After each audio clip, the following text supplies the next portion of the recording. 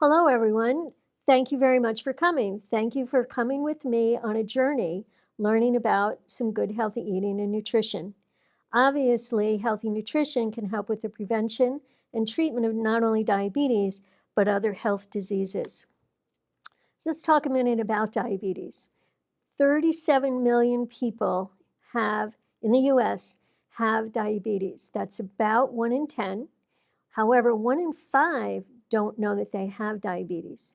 So that's a little bit of a scary thought. Think about if you're a family of 10, right? 2 of you may end up potentially having diabetes. 96 million people know that they have pre-diabetes, but more than 8 in 10 are not aware. Diabetes is a very expensive disease. It costs us a lot of money because of the risks that are associated with diabetes, which are preventable. Diabetes also in many circumstances is also preventable. So what is pre-diabetes? Well, diabetes is where your sugar or your glucose is higher than normal, but not quite high enough to make the official diagnosis of type 2 diabetes. That is a wake-up call. All right, if you are at risk, you really do need to make sure that you do get checked out. So what is diabetes? Well, there's primarily 3 types, all right? Type 1 is where the person is not making any insulin. That's the hormone that controls blood sugars. Those persons need to be on insulin for life. It only accounts for about 5 to 10% of those with diabetes, but it is very serious. It is also autoimmune. You have type 2 diabetes, which accounts for majority of the people with diabetes in the world. Type 2 diabetes is insulin resistance. It means that your insulin, again, that hormone that regulates blood sugars, is not working as effectively as it should, and eventually over time you may not be making enough insulin. Gestational diabetes. How many of you women had gestational diabetes? That's diabetes found during pregnancy. Obviously, men, you don't really need to worry about this one. However, about 50% of the people with gestational diabetes will go on to develop type 2 diabetes as they get older. Well, what is insulin resistance, all right? Insulin, again, is that hormone that helps control the blood sugars. It helps control the amount of glucose that goes into the cells. With insulin resistance, the body cells are not able to get the right amount of insulin because the insulin, again, is having a little bit of a hard time working. That leads to too much glucose in the blood.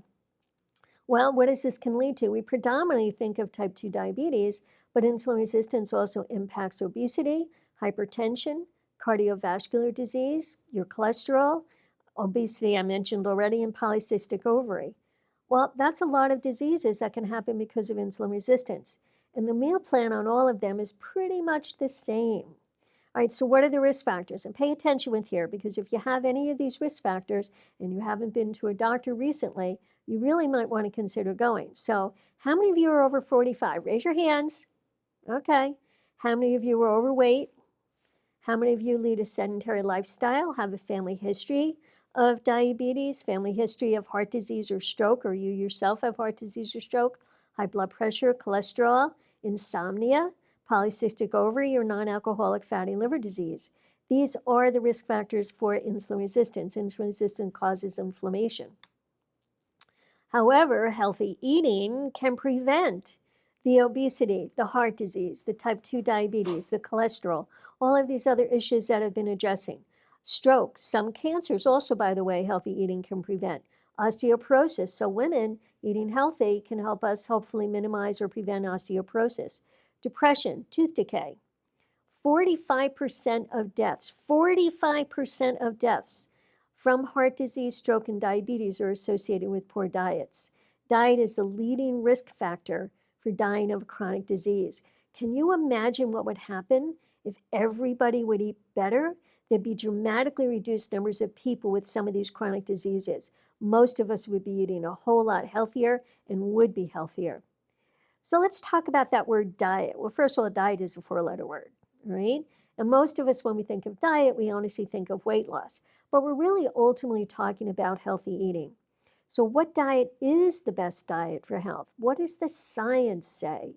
So when people are choosing different meal plans or healthy eating, or I want to use this for weight loss, look at the research. What does the evidence say? However, let's look at all those different diets that are out there. Oh my goodness, how do you choose? You have the keto diet that's super popular right now. You have paleo, vegetarian. You have the no sugar diet, low carb diet, the raw diet, Mediterranean diet. You got Atkins, you got Jenny Craig, you have Weight Watchers. And how many of you go onto Facebook and look to see what diet is out there? Right. Well, how many calories do you need? So as a diabetes educator, a lot of people come in and say, well, how many calories do I need? Or somebody might see me and they know what I do and they say, oh, tell me what I need. Well, unfortunately, there is no one size fits all. All right. It varies based on age, based on activity, how much weight do you need to lose. All right. So these are very, very all individualized things. So if you go to my.plate.gov, and there's also the barcode there that you can scan, that's a pretty good estimate of how many calories that you should need. It's a really, really good resource. But even if you're not counting calories, let's look at this. Americans consume more than 11% of their daily calories from fast food. How many of you at lunchtime go hit McDonald's or Burger King or Subway's? Right? Those kind of foods that are high in calories but low in nutritional value, they don't provide any energy. All right? Calories are energy. Calories is the amount of energy that's in the food. Well, when we talk about calories and we talk about food, we talk about different nutrients.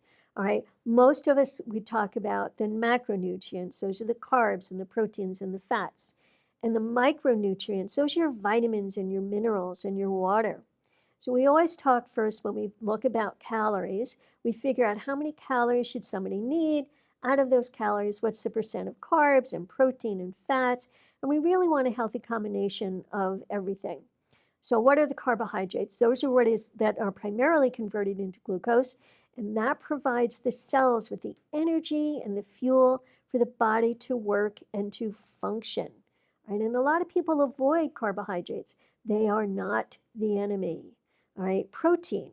Protein helps your body repair muscles, bone, and skin.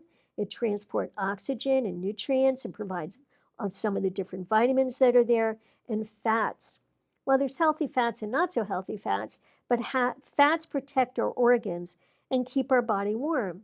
They help absorb certain vitamins and produce important hormones, and they contribute to the production of vitamin E. Right? But we want you to have a healthy combination of all of those. So let's talk about carbohydrates first. All right, carbohydrates are starches and fruits and fiber and sugars.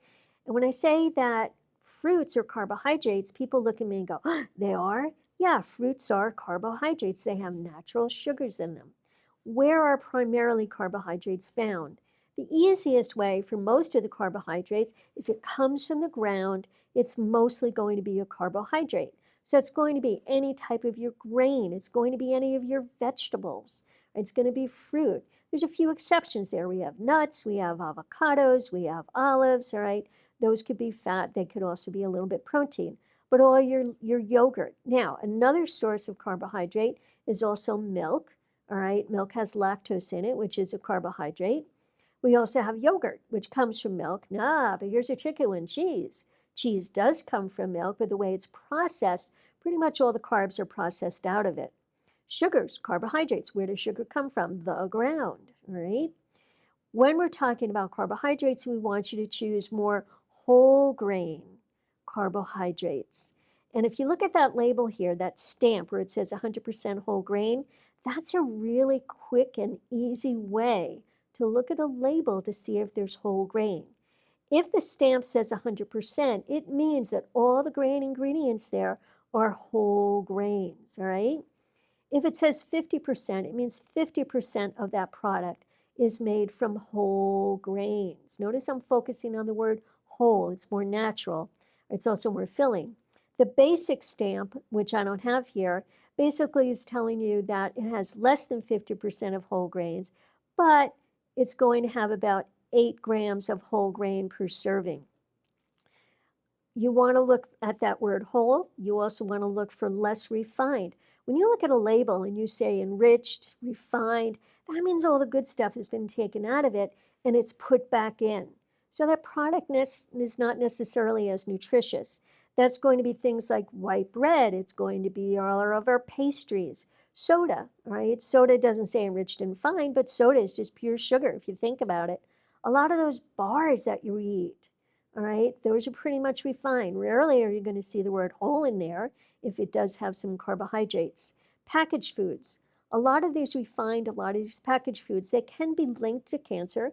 They also raise blood sugars. And obviously, as the diabetes nurse specialist, I don't want people eating food that's really going to dramatically raise their blood sugars. So whole grains, first thing that we need to look at in carbohydrates. You want to choose ideally 100% whole grains.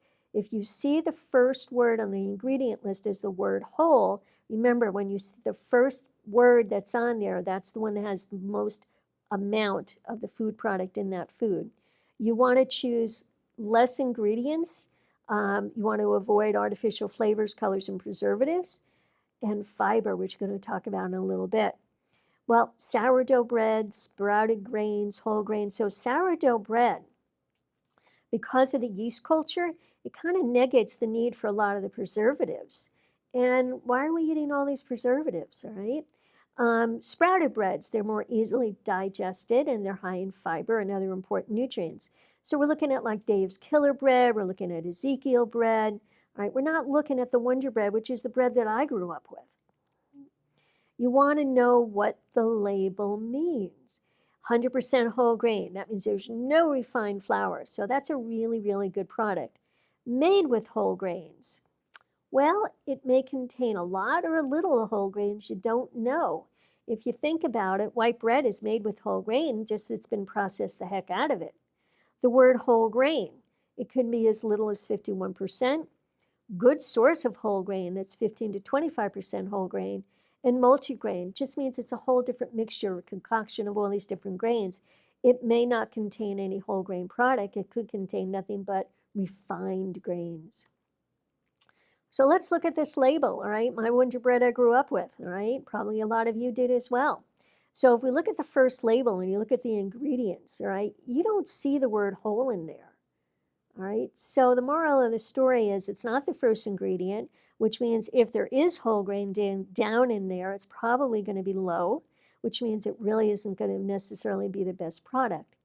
If you look at the second label, the first ingredient says whole wheat fiber, whole wheat flour. So we know that that's going to be obviously a higher fiber, higher whole grain product, right? Oh, here we have Ritz crackers, and a lot of you probably eat Ritz crackers, and it says baked with whole wheat, all right? But let's look at the first ingredients. It says unbleached, enriched flour. They took the stuff out, and then they tried to put stuff back in. All right, now later on, it does say whole grain wheat flour, but that's not the first ingredient. I want to talk about high fructose corn syrup. All right, high fructose corn syrup is considered one of the main causes of weight gain and obesity in the United States, all right? And obesity is a major, major factor in developing multiple diseases. Sucrose, high fructose corn syrup, contributes to the development of fatty liver disease and insulin resistance, which again is responsible for a lot of other diseases. High fructose corn syrup can produce bloating and gas. It's everywhere. It's in processed food, it's in flavored yogurts, it's in ice cream, it's in cereals, all right? They're added during the process, right? Fructose is the natural sugar that's found in fruit, all right? But we're not looking at fructose per se in the fruit, but we're looking at the high fructose corn syrup. And if you look at the word fiber, there's not a lot of fiber in this particular product. Fiber, right? We all are not eating enough fiber here in the U.S. If you look at down at the bottom, it says the U.S. daily intake is 15 grams per day, all right? Most women, all right, roughly we're looking at about 21 to 25 grams on carbs, depending upon your age. For men, we're looking at 30 to 38 grams of fiber per day, all right? We're only at 15, all right? Fiber is only found in plant food, all right? It increases the sense of fullness. So if you have more fiber, maybe you won't eat as less, not eating as much, might work on losing a little bit of weight, or it doesn't add calories. Whole grain fiber increases the metabolic rate, which also helps us burn a little bit calories. All right. Fiber promotes gut health. It improves blood sugar response. The higher the fiber, the less impact on your blood sugar. It also reduces heart disease, diabetes, and risk factor. And over on the right for the fiber foods, we have the amount of fiber that's in some of the different food products that are there. High fiber can reduce type 2 diabetes, weight loss, and also it's really good for constipation. What is a good source of fiber? Well, you got the beans, you got fruit, you have vegetables, you have nuts, and you have whole grains. Well, when you're eating your fruit, you're always better off eating the fruit that has the skin because the skin is predominantly the fiber. All right, vegetables are high fiber. How many of you are eating vegetables every day? Beans, lentils, add them to your salads, all right? Your soups, have them as a side dish. Get rid of the white bread, all right? Get rid of the white pastas. Go for the whole grain pastas if you can. And now, oh my goodness, go to the grocery store, there's a gazillion and then some brands of pastas. Look at the label, flip it over, look, try to find the higher fiber one. All right, same thing with cereals. All right, Cheerios. Everybody's like, ooh, Cheerios. Cheerios have a little fiber in them, but there's others that are higher. Try looking at the labels, find one that you like. Raw vegetables. Ooh, snacking on raw vegetables instead of chips and chocolate. We know life sometimes is not fair and occasional chocolate is fine, but for those that maybe do it every day, that could be a potential problem. Now I want to talk about sugar. All right? So sugar, the daily added sugar. On a daily basis, all right, men should have no more than 9 teaspoons or the equivalent of 36 grams of added sugars. There is sugar naturally in products. I'm talking about added sugars. For women, it's no more than 6 teaspoons or 25 grams. All right, now, I want everybody in 10 seconds to kind of think of all the different names of the sugars that you can mention, you can think of. And we got sugar itself, all right? We have brown sugar, white sugar. Go ahead and think, all right? Now let's look at this list. Look at all of the different names or types of sugars that are out there. And a lot of these are added to the foods, and a lot of this we add ourselves. Sugar to your coffee or sugar to your tea, right? When you're eating your sweets, all right? All of that has added sugars to it. That soda right there, that's a 20-ounce Pepsi. And it honestly doesn't matter whether it's Coke or Pepsi or Sprite or ginger ale. That has 20 ounce has the equivalent of about 17 teaspoons of sugar. And if we look back, men should have no more than 9 teaspoons. Women should have no more than 6. How many of you drink at least 1 or more 20 ounces of regular soda per day? So just even getting rid of the soda and drinking things like water, flavored water might be a little bit better, but flavored without added sugars to it. So let's talk about protein, all right? Where do you get the protein? Well, a lot of our protein comes from animal sources, meaning flies in the sky, walks on the earth, swims in the water. It's going to have some protein in it, but we also can get some protein from some other sources such as beans and legumes, edamame, tofu, nuts, pumpkin, sunflower. All right, so what does protein do? It helps the body repair muscles, all right, helps with bone and skin. It transports oxygen and nutrients to different places. What are healthy proteins? Definitely plant-based proteins are awesome for all of us. Again, beans, pumpkin seeds, whole grains, all right, that's going to be quinoa. Quinoa is very high in protein, actually. Buckwheat, oats, right? When we're looking at oats, though, obviously we would like you to probably prefer the the steel cut versus those instant packs, all right? Some vegetables are high in protein. Broccoli. How many of you eat broccoli every day, or Brussels sprouts? All right, then ideally from a protein source, the better source is going to be, from the meat source, is going to be your fish, rather. Fatty fish, salmon, tilapia, seafood. You want to limit red meat, all right, veal, pork, lamb, right? Why? Because they can cause inflammation. They also usually are higher in saturated fats. You want to avoid very processed. That's like, that's a heart disease on, on a stick waiting to happen. Fatty cuts of meat, processed meat, bacon. How many of you had bacon this morning? All right, or sausage or hot dogs. Now, one of the rules, though, is that, however, if you go to a sporting event, the rule is you do have to have a hot dog. Occasionally, that's not the issue.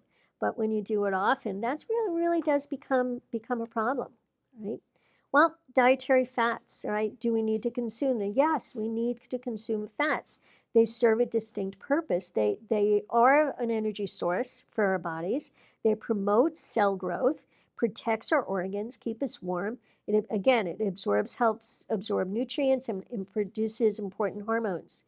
We need to choose wisely, though, because a lot of the fats could be bad fats, meaning they're going to increase the bad cholesterol, the LDL, or decrease the good cholesterol, the HDL. Well, how do you tell the difference between the LDL and the HDL? Which one's good, which one's bad? The way that I remember is the LDL, think of the first L as lethal, all right? And the HDL, think of the H as happy, all right? So the happy is the good cholesterol. The LDL is the bad cholesterol. The bad fats also can increase our triglycerides as well. So we want to choose wisely. Those are going to be your unsaturated fats, your monounsaturated, your polyunsaturated. It's going to be your olive oil, your canola oil, avocados. A lot of people are into avocados these days. It's going to be nuts, seeds, all right? They lower the LDL, the bad cholesterol, all right? And they raise the happy or good cholesterol. Reduces insulin resistance. Well, if we can reduce insulin resistance, guess what, folks? We might not be able to have diabetes, and we also can minimize risk of heart disease as well. Reduces inflammation. Majority of your fats has to come from unsaturated fats. Well, what are the unhealthy fats? Those are the saturated fats. They're found in animal products. That's going to be your red meat. That's going to be your lard, your bacon grease. How many of you, when you were kids, whenever you made bacon, or when your parents would put it in a can and you use that bacon grease just about for everything? Well, that's like, whoa, today would be almost unheard of. Interestingly enough, coconut oil is on this list. It's not surprising to me, but everybody thinks coconut oil is really good for you. It is not. All right, it's 82% of an unhealthy fat. There are no health benefits to coconut oil, palm oil. So your tropical oils you really want to kind of avoid. Notice I did have cheese and ice cream on here. I'm really sorry. They do have saturated fat. We're not telling you again that you can't eat them, but you have to choose wisely. If you notice big bold, I said avoid trans fats. Trans fats were processed man-made fats, and what they are, they're made with partially hydrogenated oils. It dramatically increases diabetes risk, heart disease risk, even when eaten in small quantities. When you look at the label, it's going to tell you trans fat, and it should say 0%. By law, it should say 0%. However, there may be a small amount of trans fat in a food product. You need to look at the ingredients. If you see partially hydrogenated oils, it has a rinky-dink percent of trans fat. By law, that is allowed. I am going to tell you, preferably, go find another similar product that does not have that. All right, so what diet, again, is the best diet? You need to look at the evidence. You need to look at a diet that's high in healthy grains. You want a diet that's high in vegetables and fruits and healthy carbs, healthy proteins, ideally coming from plant-based. However, you can do, animal-based, such as chicken, fish. All right, you want a low saturated fat meal plan. So there is some differences between all of these. All right, the vegetarian diet excludes meat and poultry, fish, and seafood. So they're not necessarily getting all of the carbs, the proteins, and the fat. Vegan eliminates all meat and animal products. Again, are they doing all of it? Same thing with the paleo. Paleo is eliminating a lot of the grains. So they're not necessarily getting all the nutrients from all of the different food groups. Where are the top sources of calories in the American diet? It's not good, folks. All right, the number one top source of calories for the American diet is from grain-based desserts. Those are going to be your cakes and your donuts and things like that. That's the number one. The second one is going to be your breads. Third one is chicken and chicken mixed dishes, so it may have a lot of fat in it. The fourth one is all your soda drinks, all your sweetened drinks, all right? And pizza has a world of its own. It's actually in there. Where's your fruit? Where are your vegetables? They're not here. Majority of your calories are coming from these 5 particular food groups. All right.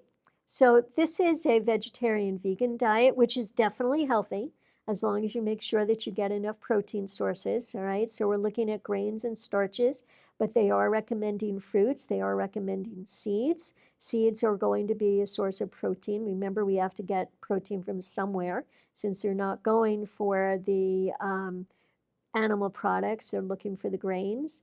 All right, so you could do the quinoa. We also need to look at vegetables. They're also doing protein is beans and lentils. A lot of people don't really want to go vegan. All right, now, but the Mediterranean diet is actually based on the evidence, been one that is extremely safe. It really is good for us, and it's definitely healthy, and it can accommodate everybody's meal plan. So when we're looking at the vegan diet, we are still telling you fruit. So we're saying to eat 3 or 4 servings per day. How many of you actually had 3 or 4 servings either today or yesterday, depending upon whatever time you're watching this? Most of us don't, right? How many of you had a whole bunch of water? How many of you drank enough water? When we're looking at protein, again, they're going to promote less red beef, all right, pork and eggs, and you choose it on moderation. You want to opt for those fatty fishes, okay, the salmon. You want to skip the processed foods.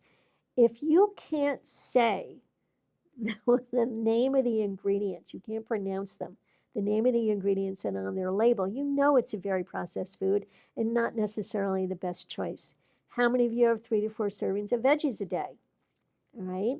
You want to choose olive oil and nuts, although you can still eat nuts, but if you go overkill in the nuts, you're going to end up having a lot of calories and then you may not necessarily be losing weight.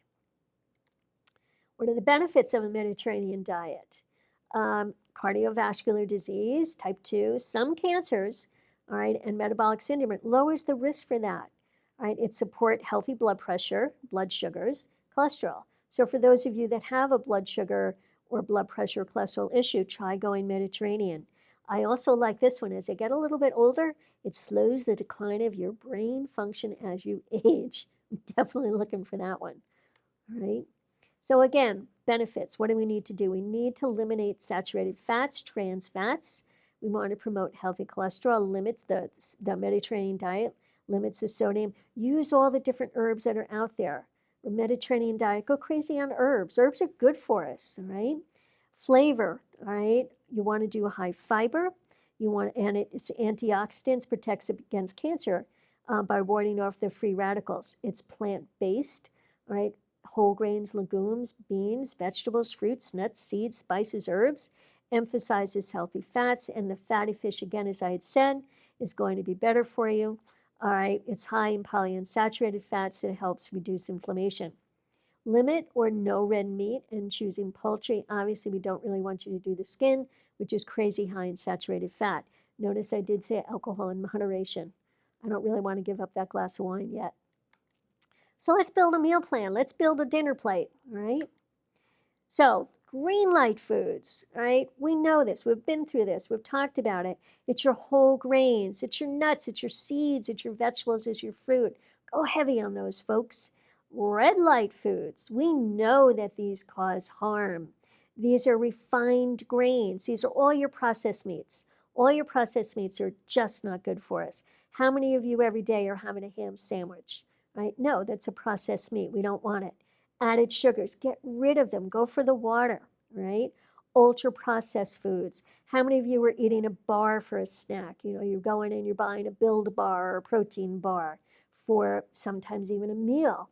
And again, if you look at those ingredients, you'd go, what? Right? So those yellow light foods, they're yellow light when they compare them definitely to the red light. These are eggs and dairy and fish and poultry, all right? The problem with some of the fish is because of the mercury content and potentially other contaminants that are in there. Most of our calories should be coming from, or not be coming rather, from the red or the yellow foods. So let's build this plate. Let's start with our vegetables. Let's start with our low carbohydrate or non-starchy vegetables. Half of your plate should be vegetables. So one of the things that you should be doing is you should be eating the rainbow. Well, what does that mean?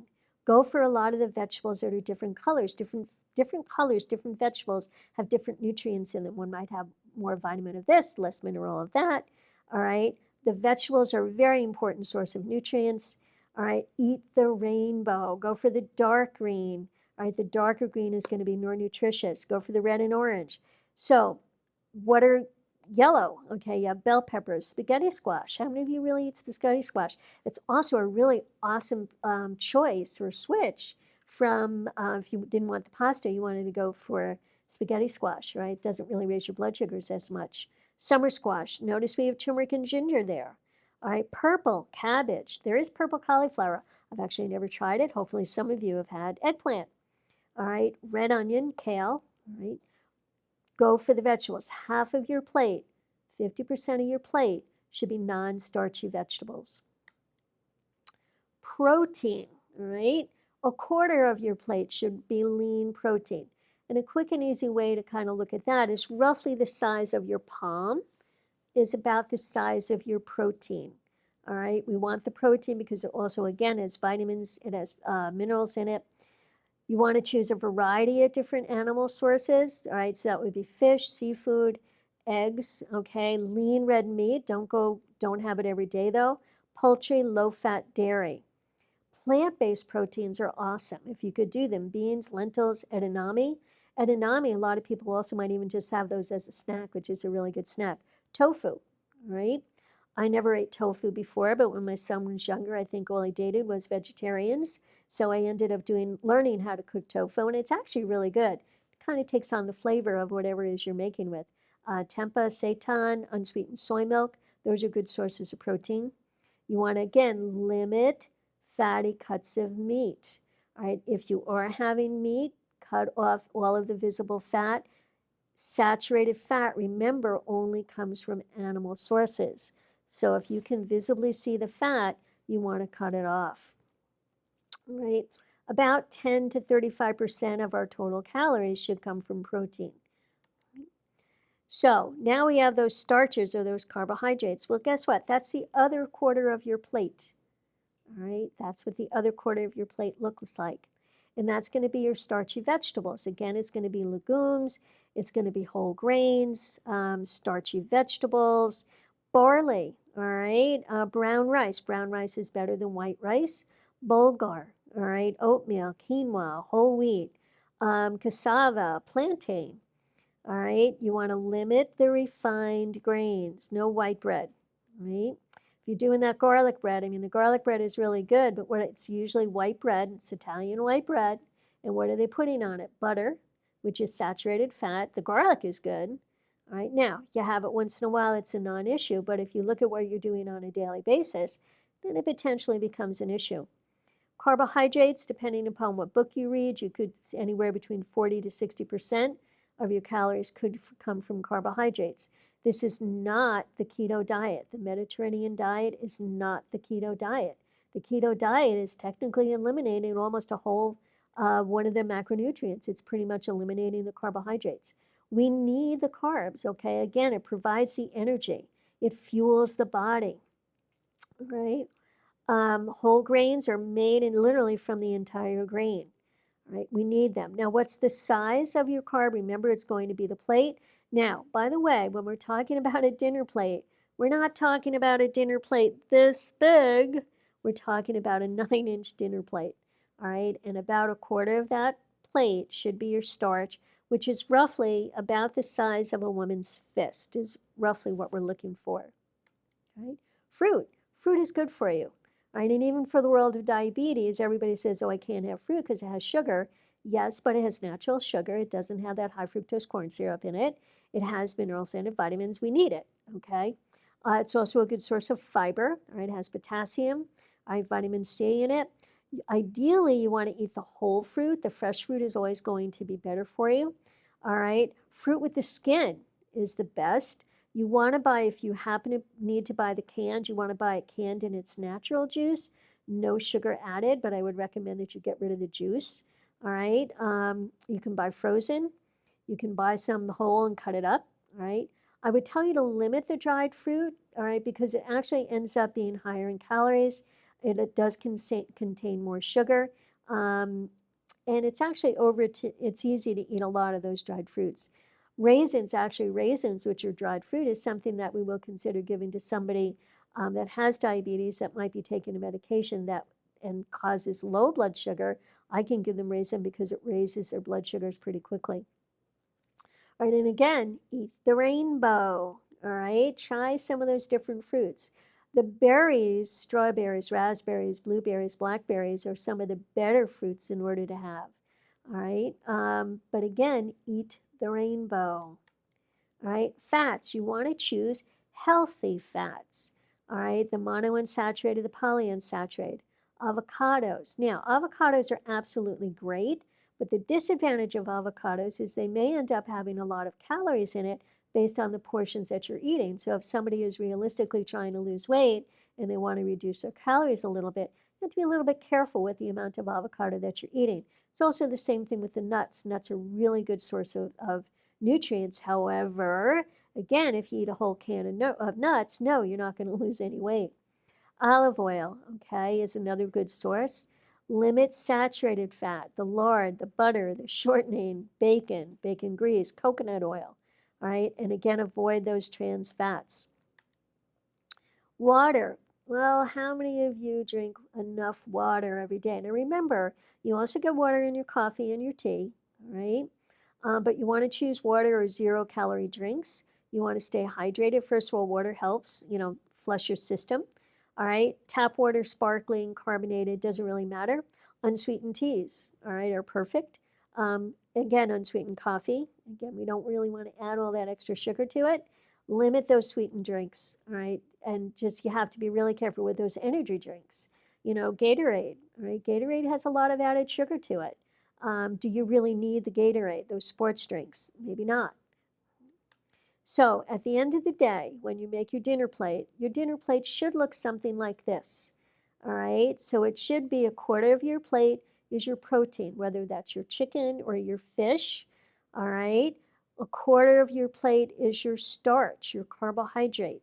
It could be brown rice and beans, it could be a whole grain product, and then half of your plate really does need to be your low carbohydrate, your non-starchy vegetables. Notice we have a little fruit there, and notice we also have some water. We want to limit those ultra-processed foods. Again, if you can't say the ingredients, not a good source. Those are foods that are changed from their original, how they were made. They're usually high in sugar, high in sodium, high in saturated fats, high in calories. You want to try to aim for the minimally processed foods. So how does everybody read a label? What are you looking for when you're looking at a label? All right, ideally you want to choose foods with less than 5 grams of total fats. But before we do that, let's look at the serving size. So the first thing that you look at is what is the serving size? The serving size on this particular product is 1 cup. There's 4 servings per container. But 1 cup, all the information is there is based on 1 cup. So the calories are 280 calories, all right? And under in the yellow are all the nutrients, all right? And these are going to be their total fat, it's going to be your total carbs, your protein, and it's going to have some of the micronutrients underneath and some of the minerals, all right? You want to look what those percents are. The percents are based on eating about 2,000 calories per day. Women don't need 2,000 calories, but for a quick, most women. But for a quick review, if you're looking at it, you want to try to choose a food that has less than 5 grams of total fat per serving. And if you look here, it says trans fat 0, so okay, great, it has no trans fat. If you look at the saturated fat, it's 4.5 grams of saturated fat, and the total fat is 9. So if 4.5 are saturated, that means that the other 4.5 are going to be unsaturated fats, all right?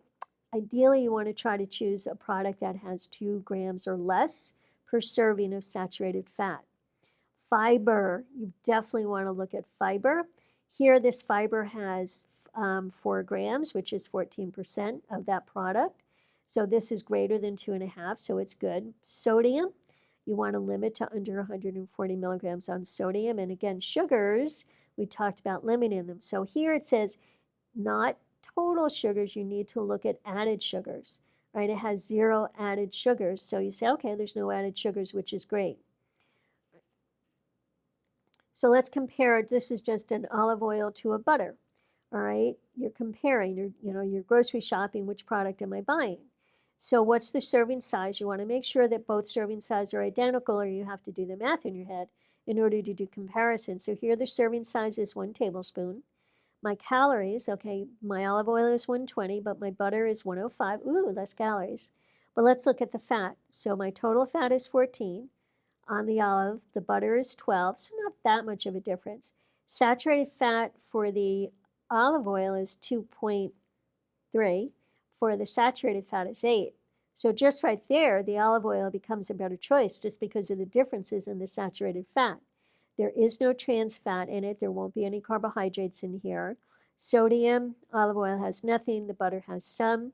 So when you're preparing some food, if you have a choice, you're frying your eggs, all right, olive oil might be a better choice versus using the butter. It has no saturated fat in it. Right? So what are the current recommendations?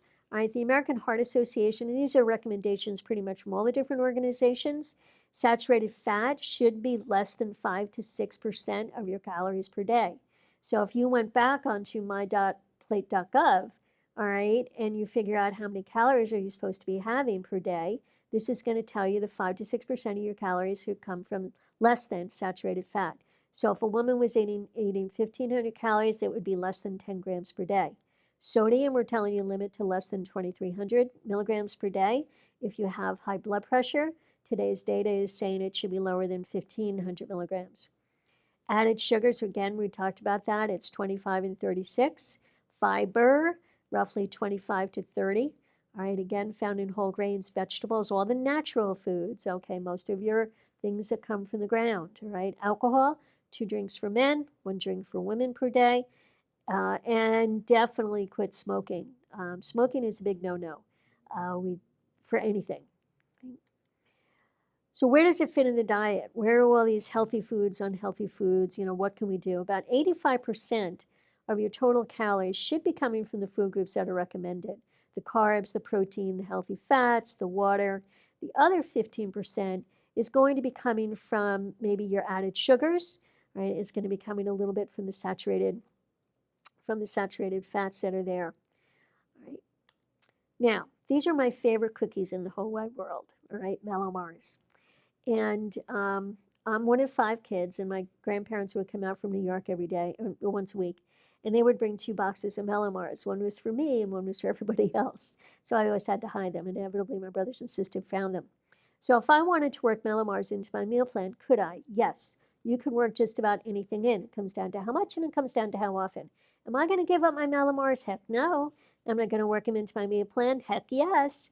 Am I going to eat them every day? I would love to, but do I know? Why? Because 1, I'm trying to lose weight, and 2, it's not the healthiest food in the world. All right, so if I look at this label, it does tell me that the serving size are 2 cookies. All right, 110 calories, so that's not too bad for 2 cookies. All right, if I look at the saturated fat, it's for 2 cookies, it's only 2.5. All right, so that's pretty good for 2 cookies. And if I look at fiber, it's sweet, so chances are there's really not going to be any fiber and any sweets there, which we know about. And if I look at the added sugars, it's 12 grams. Okay, if I'm allowed up to 25 grams of added sugars per day, these 2 do it for me, all right? Meaning I can have 2. Technically, I probably could have 4 of them, but now I'm increasing my saturated fat, all right? And if you look at the list of ingredients in there, obviously I don't see any fiber, but I do see high fructose corn syrup, and I also do see corn syrup. And if I kept looking, I see invert sugar, I see palm oil, all those things that I'm kind of telling you, don't eat, right? Or we're telling you limit. I can limit these. I can reward these maybe once a week. I will literally sit down and have 2 of them. Right? It's not the end of the world if somebody occasionally has something, but you want to work it in to an overall healthy meal plan. All right, so like what we were saying in the slide before, where 85% are really more of your nutrient good foods, where 15% are going to be the other calories. They're going to come from your added sugars and from your saturated fats. So can I work those into my meal plan? I can. I want to be cautious. I'm trying to lose weight. If losing weight was easy, everybody would be skinny. All right, but unfortunately we need to eat. And a lot of times all of the food companies, they're adding a lot of that high fructose corn syrup, which actually has us keep going back for more. all right? We just want more of that. And some of it is a little psychological, but there's also some science behind that. There's some really, really good apps that are available to help you figure out the nutrients of some of the different foods. And also there's some good apps to help you track calories if you want to track calories or carbs or protein or fat. All right, MyFitnessPal is one, Calorie King, Lose It. There's a bunch of them that are out there. MyFitnessPal is actually rated as #1. I actually use MyFitnessPal because I'm trying to track all of my nutrients and I'm trying to track my calories. And I'm also trying to track my exercise. So what's the bottom line when it comes to healthy eating, right? Bottom line is we need a balanced diet. There's no one single food or two single foods groups that provide the nutrients. So we want to choose foods from every single food group, right? We have to consider, does it really meet your health goals? If your health goals is to lose weight, look at what would be the best one. What meets your lifestyle, all right? I'm not going to go vegetarian. Should I? Sure, it's really healthy. I will go Mediterranean and I will eat healthier proteins. I am going to limit my saturated fat. Is it realistic for you to do it? And a lot of people say, well, I want to go keto. Keto is very, very difficult to do if you're doing a true keto diet. It's almost no carbohydrates. Well, we live in a carbohydrate world, believe it or not. I'm sure you all know that.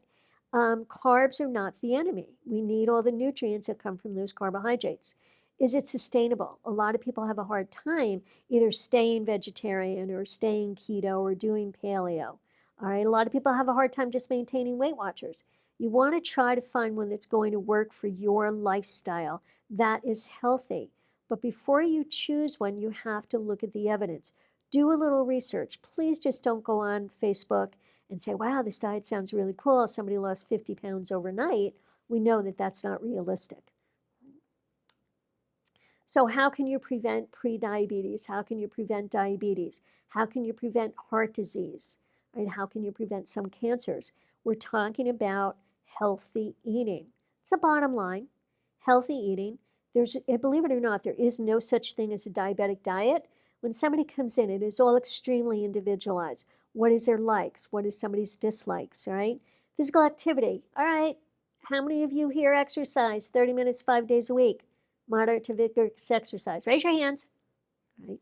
Ideally, everyone's hand should be going up on this one. We all should be exercising. Now, some people sit there and say, well, I can't because maybe I don't have the strength. Well, you can walk around the apartment. You can do some push-ups against the wall. Right? We can all do some sort of movement. Weight loss. Weight loss is a key. If losing 7% of your body weight can improve your blood sugars and your blood pressure and your cholesterol, all right, you want to do that. And how do you do that? Healthy eating, physical activity. Thank you. It's been my pleasure. I hope all of you at least are walking away with learning one or two things that you might be able to incorporate into your meal plan. Thank you very much.